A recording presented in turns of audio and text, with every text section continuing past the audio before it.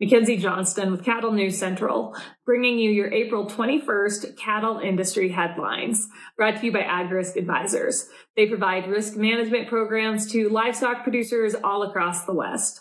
Whether you are concerned about price or weather risk, AgRisk Advisors, they are here to help. With current day market fluctuations, you and I both know there is nothing more important than locking in a price floor on your cattle. So if you'd like to learn more about an LRP, go ahead and reach out to an advisor today.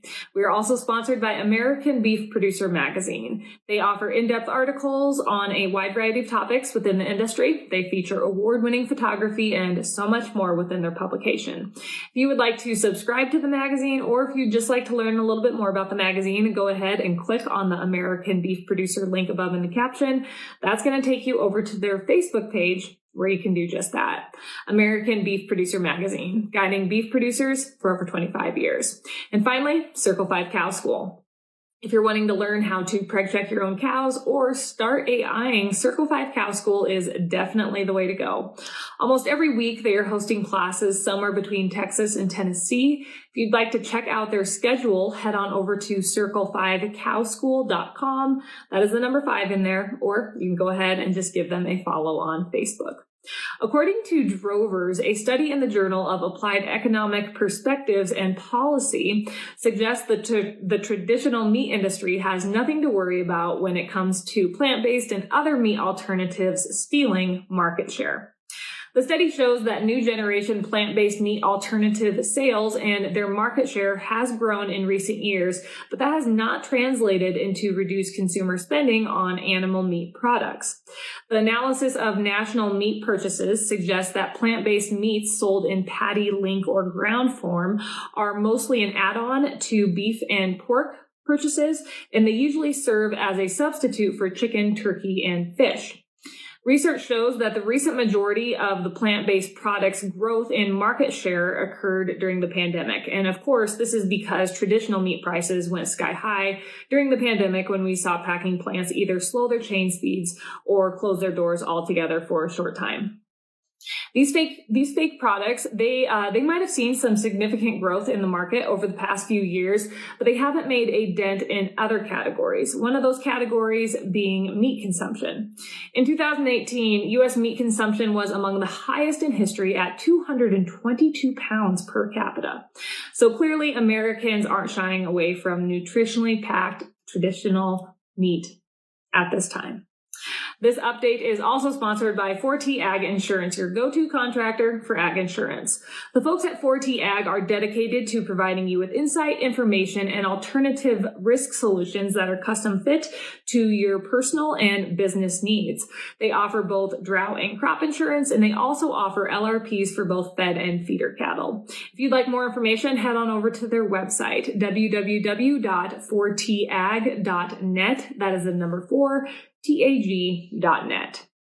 Feedstuffs has reported that according to the latest USDA Livestock, Dairy, and Poultry Outlook, federally inspected non-fed cattle slaughter during the first quarter of this year reached volumes that we haven't seen since the mid-1980s.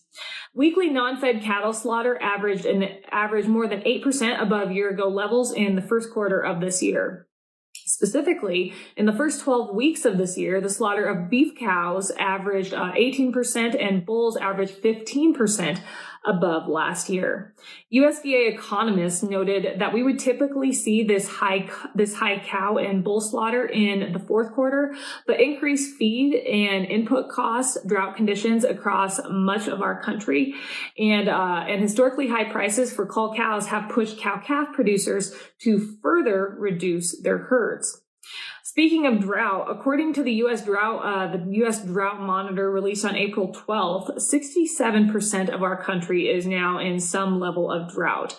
Last year at this time, that number was at 62%.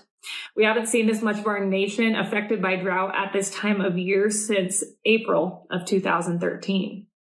As of the beginning of 2022, the beef cow herd had undergone its third straight year of contraction and its fifth consecutive year of fewer beef replacement heifers. Numbers have dropped so low, the availability of cows for slaughter remains tight and demand for beef is fairly strong. USDA expects 90% lean trimming for processing to be elevated. We've seen the price of trimmings maintain a historical high since July of last year. Furthermore, prices thus far for trimmings in 2022 have not been this high since 2015, according to USDA economists. The USDA expects live cutter cows, they expect them to average right around $79 per hundredweight the rest of the year, an increase of 22% compared to last year. And again, the highest price that we've seen for cull cows since 2015. Drovers has reported that during the second week of April, average cattle feeding margins climbed to $206 a head, according to Sterling Beef Profit Tracker. This average was up $60 from the week before and up $19 compared to the same week last year. Estimated beef packer margins for the second week of April were $335 a head, up $10 from the previous week, but unfortunately, they are down $202 from the same week last year. And finally, Fox Business News, they have reported that gas prices have receded a bit in recent weeks, but they are once again expected to surge, with the national average potentially reaching $4.20 per gallon. As of Monday, the national average price for a gallon of gas was $4.08, according to AAA estimates. Last week, gasoline futures rose 30 cents, and this is obviously really bad news for consumers. This news comes at a time when many states are suspending their gas taxes in hopes of easing the pain at the pump for consumers. But this measure won't matter, since gas prices will be rallying in the coming weeks, offsetting some of those tax savings. That is all I have for you guys this morning. That is all I have for you guys this week. I hope you all had a great week. I have to apologize for being a few updates short in the past few weeks. We are knee-deep calving, and these days just fly by. So eventually, in the next few weeks, hopefully we'll get back to our regular updates every morning. But until then, I appreciate all of you folks that continue to tune in. You guys have a great rest of your week, a wonderful weekend, and I'll catch you next week.